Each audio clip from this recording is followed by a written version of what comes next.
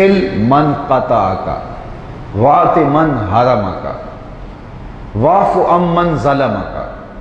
حضرت عقبہ بن عامر رضی اللہ تعالیٰ عنہ کو فرمایا جو تم سے تعلق توڑے تم اس سے تعلق جوڑو، جو تمہیں محروم رکھے تم اس کی جھولی بھر دو، اور جو تیرے اوپر ظلم کرے تم اسے معاف کر دو، درگزر کرو۔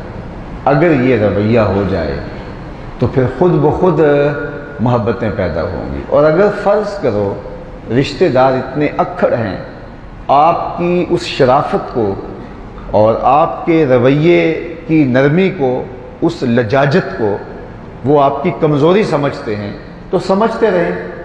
ہمیں تو ہمارے دین نے یہ کہا ہے کہ تم ان کے ساتھ سلوک اچھا کرو، ان کا رویہ کتنا ہی تلخ کیوں نہ ہو۔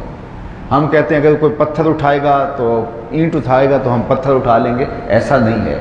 ان کے ساتھ آپ نے رویہ اچھا ہی کرنا، ان کے رویے کیسے ہی ہو۔ کوئی شخص میرے اور آپ کے ساتھ اچھائی کرتا ہو اور ہم اس کا بدلہ اچھائی سے دیں، یہ تو کوئی بھی کر سکتا ہے۔ برائی کا بدلہ اچھائی سے دینا، یہاں انسان کا پتہ چلتا ہے کہ وہ کھڑا کہاں ہے، اس کا حوصلہ کتنا ہے۔ پتھر مارنے والوں کو پھول پیش کرنا، یہ پیغمبروں کے حوصلے ہیں اور ان کی سیرت ہے جو ہمیں سکھائی گئی ہے۔ تو اس لیے رشتہ داریوں کے ساتھ اچھا سلوک کرنا۔ آج کل میں جگہ جگہ یہ بات کرتا ہوں کہ یہ جو شریکہ برادری ہے، یہ شریکہ برادری ہمارے دیہاتوں میں بالخصوص، اور آج تو شہری زندگیاں بھی اس سے متاثر ہیں، تو وہ یہ ہوتا ہے کہ ہم نے تنقید ہی کرنی ہے، حالانکہ شریک شرکت سے نکلا ہے، یہ دکھ درد کا ساجی ہے، یہ آپ کے سارے معاملات کے اندر آپ کے ساتھ شریک ہے۔ ہمارے فقہاء نے لکھا کہ اگر کسی سے قتل خطا ہو جائے، قتل عمد جان بوجھ کے قتل کیا، اس کا تو قصاص ہے، لیکن اس نے تو شکار کے لیے گولی چلائی، تیر مارا، تو وہ کسی انسان کو جا لگا تو وہ مر گیا، تو اب اس نے یہ قتل قصداً نہیں کیا، اس نے تو شکار کے لیے کیا تھا، اور تیر جا کے کسی شخص کو لگا، سبب اگر چاہیے بنا، تو اس قتل کو قتل خطا کہتے ہیں، اس کا شرم قصاص نہیں ہے، اس کی دیت ہے۔ اب دیت جب اس کے اوپر عدالت کی طرف سے عائد ہو گئی، اب یہ اگر غریب آدمی ہے تو وہ دیت کیسے ادا کرے؟ تو فقہاء نے لکھا ہے کہ اس کی شریکہ برادری جسے کہا جاتا ہے، یہ اس کے دکھ درد میں شریک ہیں، یہ آپس میں رقم جمع کر کے اس کی جان چھڑائیں گے۔ شریک یہ ہوتا ہے، شریک یہ نہیں ہوتا کہ بیٹی کی شادی پہ بھی طاق میں رہے کہ اگر کوئی کھانا کم پڑ جائے یا کوئی اور ایسا مسئلہ ہو تو میں اس کو اچھال کر کے ان کو بے آبرو کروں کہ یہ میرے رشتہ دار لگتے ہیں۔ شریک کا یہ مفہوم نہیں ہے، شریک کا یہ مفہوم ہے کہ وہ شرکت کرنے والا ہے، دکھ میں، مصائب میں، آلام میں ساتھ کھڑا ہونے والا ہے، غم گسار کے معنی میں شریک۔ لیکن دور موجود کے اندر شریک کا مفہوم بدل گیا، تو اس کا مطلب یہ ہے کہ لوگوں نے مفہوم بدل لیا تو ہم بھی بدل لیں۔ ہم تو اس آقا و مولا کے ماننے والے ہیں، اور ہم اگر ان کی سیرت پر عمل پیرا ہونے والے ہیں تو مجھے بتاؤ، یہ رشتے میں سکا چچا لگتا تھا ابو لہب، اور قریش مکہ نے جو کچھ کیا وہ کس سے مخفی ہے؟ رشتہ دار تھے یہ۔ عقبہ بن ابی معیط نے کیا، باقی لوگوں نے کیا کیا؟ فتح مکہ کے دن حضور جب فاتح بن کے شہر میں داخل ہوئے تو یہ سارے تھر تھر کانپ رہے تھے، انہیں لگتا تھا کہ ہماری گردنیں کاٹ دی جائیں گی، نہیں تو بہت نرمی برتی گئی تو ہمیں مکہ بدر تو ضرور کر دیا جائے گا۔ تو جب یہ کانپتے ہوئے آئے تو حضور نے فرمایا بتاؤ میں تمہارے ساتھ کیا سلوک کروں؟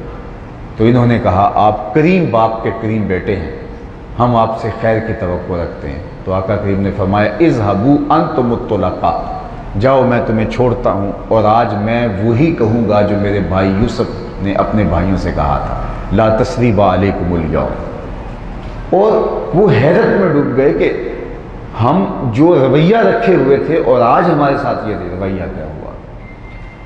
عثمان بن طلحہ، اس سے حضور نے کعبۃ اللہ کی چابی طلب کی تھی، یہ کلید بردار تھا کعبۃ اللہ کا۔ تو ایک دن فرمایا مکی زندگی میں کہ میرا جی چاہتا ہے کہ میں کعبہ شریف کے اندر جاؤں، عبادت کروں۔ اس نے آپ کو کلید دینے سے انکار کر دیا، دروازہ کھولنے سے انکار کر دیا۔ آج جب حضور فتح مکہ کے بعد یہاں پہنچے تو آقا کریم نے فرمایا این عثمان بن طلحہ، عثمان بن طلحہ کہاں ہے؟ تو وہ لایا گیا اور تھر تھر کانپ رہا تھا، اس کو وہ سارا منظر یاد تھا۔ فرمایا کعبۃ اللہ کی کلید لاؤ، وہ لایا، چابی سے تالا کھولا، آپ اندر گئے، نوافل ادا کیے، بت گرائے، وہ ساری تاریخ فتح مکہ آپ پڑھ لیں۔ تو جب واپس آئے تو اب سب لوگ منتظر تھے کہ اب ظاہر ہے چابی اس کو تو دی نہیں جائے گی، اب صحابہ منتظر تھے، سب کے دل میں آرزو تھی کہ یہ سعادت مجھے نصیب ہو، کوئی چاہ رہا تھا مجھے نصیب ہو۔ لیکن حضور جو ہی باہر آئے کعبۃ اللہ سے تو فرمایا این عثمان بن طلحہ، عثمان بن طلحہ کو کہاں ہے؟ تو وہ آگے بڑھا تو حضور نے اس کے ہاتھ میں چابی رکھتے ہوئے فرمایا یہ میں تجھے دیتا ہوں، قیامت تک سوائے ظالم کے تیرے ہاتھ سے کوئی نہیں چھین سکے گا۔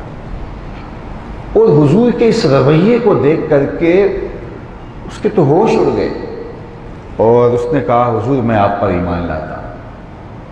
اور آج بھی یہ جو شیبی خاندان ہیں جن کے پاس کعبۃ اللہ کی کلید ہے، یہ عثمان بن طلحہ کی اولاد سے ہے، اور ان حالات کے اندر بھی چابی ان کے پاس ہے، یہ حضور علیہ السلام کی عطا کرتا ہے۔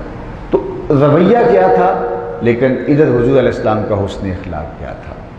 کسی نے اچھا سلوک کیا ہوا ہو تو اس کے ساتھ اچھا سلوک کرنا تو بنتا ہی ہے، برے سلوک کرنے والے کے ساتھ بھی اچھا سلوک کرنا، یہ سیرت کا وہ عنوان ہے جو ہمیں سیکھنا چاہیے۔ ہم یاد رکھتے ہیں کہ تم نے یہ کیا تھا، بس میں موقع کے انتظار میں ہوں، تمہارے ساتھ یہ کروں گا۔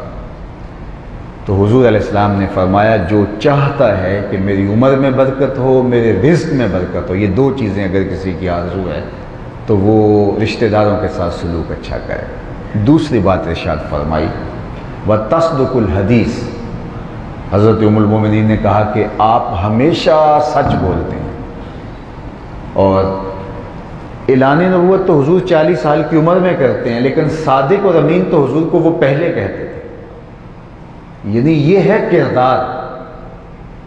اور جب حضور نے اعلان نبوت کیا تو انہوں نے یہ کہا لست مرسلا، یہ انہوں نے کہا کہ آپ رسول نہیں ہیں۔ انہوں نے پتھر بھی مارے، انہوں نے گڑھے بھی کھودے، انہوں نے کانٹے بھی بکھیرے، انہوں نے اوجریاں بھی پھینکی۔ حضور علیہ السلام ہجرت کر کے ان لوگوں کے ظلم، جبر، جور، زیادتیاں اتنی بڑھ گئیں کہ مدینہ شریف چلے گئے، لیکن تاریخ کے اس واقعہ کو فراموش نہیں کیا جا سکتا۔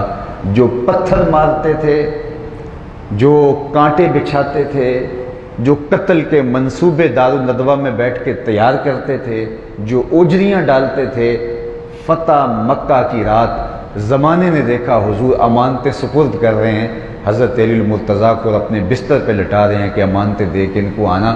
تاریخ نے بتایا کہ ان کی امانتیں ان حالات میں بھی حضور کے گھر میں پڑی ہوئی تھی۔ اس سے بڑھ کر کیا گواہی چاہیے؟ جو دن رات مخالفت کرتے ہیں، پتھر مارتے ہیں، اذیتیں پہنچاتے ہیں، لست مرسلا، کیا کچھ نہیں بولتے، مقاومت، مخالفت، نکتہ چینیاں، سب و شتم، کیا کچھ نہیں، لیکن امانتیں ان کی حضور کے گھر میں ہیں، اور گھر کا محاصرہ بھی کیا ہوا ہے، پھر بھی امانتیں حضور کے گھر میں، انہیں پتہ ہے کہ امانتیں تب بھی ضائع نہیں ہوں گی۔ اور جو جان کے دشمن ہیں، جان لینے کے لیے پورا منصوبہ بنا کے گھر کا گھیراؤ کیے ہوئے ہیں، تو آقا کریم علی المرتضیٰ کو مشکل حالات میں بستر پہ لٹا رہے ہیں کہ تم ان کی امانتیں دے کے آنا۔ کسی نے حضرت علی سے پوچھا تھا کہ حضور کے گمان میں آپ کو بھی تو قتل کر سکتے تھے، تو تم بستر پہ لیٹ گئے، تو حضرت علی نے فرمایا کہ حضور نے فرمایا تھا علی صبح اٹھنا، ان کی امانتیں دینا اور تم مکے آنا۔ مجھے یقین تھا اٹھوں گا بھی، امانتیں بھی لٹاؤں گا، اور مکہ المکرمہ سے مدینہ المنورہ بھی پہنچوں گا۔ اللہ اکبر، مجھے یقین تھا کہ حضور نے فرمایا ہے۔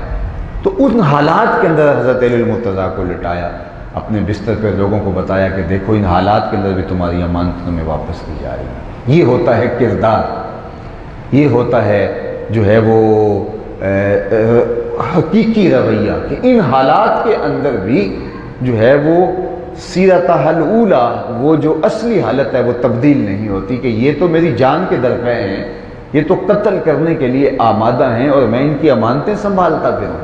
نہیں کہا ان حالات کے اندر بھی ان کی امانتیں ان تک پہنچیں گی، اور ان کا تیقن دیکھیے، ہزار مخالفتوں کے باوجود وہ جانتے تھے یہ صادق بھی ہیں اور امین بھی ہیں، تبھی تو امانتیں حضور کے گھر میں رکھی ہوئی۔ تو یہ جو مخالفت تھی یہ لوگوں کو دور کرنے کے لیے تھی، تیقن تھا کہ یہ امین ہیں اور یہ صادق۔ تو یہ حضور کا کردار ہے۔ تو آج میں اور آپ دیکھیں کہ ہماری زندگیوں میں سچ ہے، اگر ہے تو مبارک، پھر ہم حضور علیہ السلام کہ امتی کہلانے کے حقدار ہیں۔ لیکن ہماری زندگی میں اگر قدم قدم پہ جھوٹ ہو، ہم نے یہ فلسفہ تراش لیا ہو کہ سچ بولنے سے کاروبار ہی نہیں چلتا، سچ بولنے سے جو ہے وہ گاہک مطمئن نہیں ہوتا، سچ بولنے سے جو ہے وہ چیز ہی نہیں بکتی، اگر یہ فلسفہ ہم نے خود تراش لیا ہے تو پھر ہم جو ہے وہ کلمہ صرف نام کا پڑھ رہے ہیں۔ حضور علیہ السلام سے پوچھا گیا کہ مومن بزدل ہو سکتا ہے؟ تو فرمایا نہیں، بہادر ہوتا ہے، لیکن ہو سکتا ہے کبھی بزدلی بھی کر جائے، آخر بشر ہی تو ہے۔ پھر دوسرا سوال ہوا کہ مسلمان بخیل ہو سکتا ہے؟ فرمایا نہیں، سخی ہوتا ہے، لیکن ہو سکتا ہے کبھی بخل بھی کر جائے، بشر ہی تو ہے۔ تیسرا سوال حضور سے پوچھا گیا، مومن جھوٹا ہو سکتا ہے؟ تو فرمایا یہ کبھی نہیں ہو سکتا، یہ نہیں کبھی ہو سکتا کہ مسلمان ہو اور جھوٹا ہو۔ یہ مجھے اپنے اندر اترنا چاہیے، آپ کو بھی اپنے اندر اترنا چاہیے، ہم کھڑے کہاں ہیں۔ ہم ان چیزوں پہ بھی جھوٹ بول دیتے ہیں جہاں وہ بعض جگہوں پہ تو ہم کہتے ہیں جان پھنسی ہوئی ہے، حالانکہ وہاں بھی نہیں بولنا چاہیے، اور جہاں جان بھی نہیں پھنسی ہوتی ویسے ہم جھوٹ بول رہے ہوتے ہیں، جبکہ مومن کی شان یہ ہے کہ مومن جھوٹا نہیں ہوتا۔ حضور علیہ السلام نے ایک دن ارشاد فرمایا، الا انبئکم باکبر الکبائر، میں تمہیں بڑے بڑے گناہوں کی خبر نہ دوں؟ تو صحابہ نے عرض کی بلا حضور، کیوں نہیں ارشاد فرمائے؟ تو آقا کریم نے فرمایا، الاشراک باللہ، ایک اللہ کے ساتھ کسی کو شریک ٹھہرانا۔ دوسری بات ارشاد فرمائی، وعقوق الوالدین، والدین کی نافرمانی کرنا۔ اور تیسری بات ارشاد فرمائی، الا وقول الزور، سن لو اور جھوٹی بات کہنا، جھوٹ بولنا۔ وجلس وکان متکئا، جب حضور یہ تیسری بات بیان کر رہے تھے تو حضور ایسے ٹیک لگا کے بیٹھے تھے، تو حضور نے ٹیک چھوڑ دی۔ ٹیک چھوڑنے کا مطلب اس بات کی اہمیت کو اجاگر کرنا تھا، اور حضور نے بار بار کہا، سن لو، جھوٹ بولنا، جھوٹ بولنا، جھوٹ بولنا، یہ بڑے گناہوں میں، جو کبیرہ گناہوں میں، ان میں سے بھی یہ اکبر الکبائر ہے۔ اور ہمارے ہاں کہتے ہیں یہ چلتا ہے، یہ رواج ہو گیا ہے، پورا معاشرہ جھوٹ پہ چل رہا ہے۔ اور آج